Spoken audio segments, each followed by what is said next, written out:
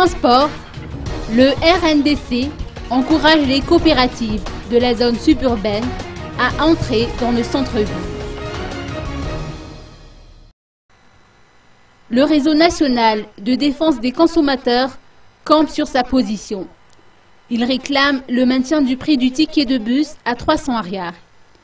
Connu sous le sigle RNDC, ce réseau encourage en outre les coopératives de transport de la zone suburbaine à assurer le transport en commun dans le centre-ville d'Antananarive, étant donné que celle-ci continue à appliquer le tarif de 300 ariars.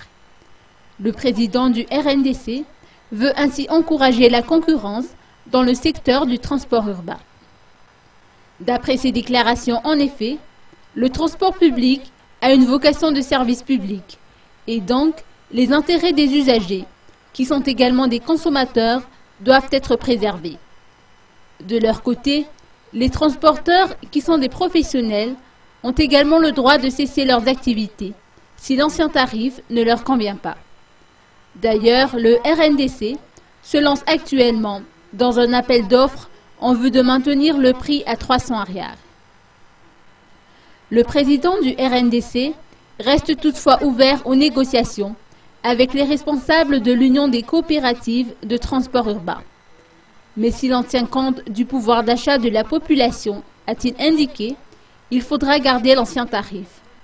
Il a rappelé en outre que les transporteurs bénéficient déjà d'une réduction en termes de redevances. Rakout Varabetar estime en outre que l'État doit offrir des services de transport en commun comme dans les autres pays.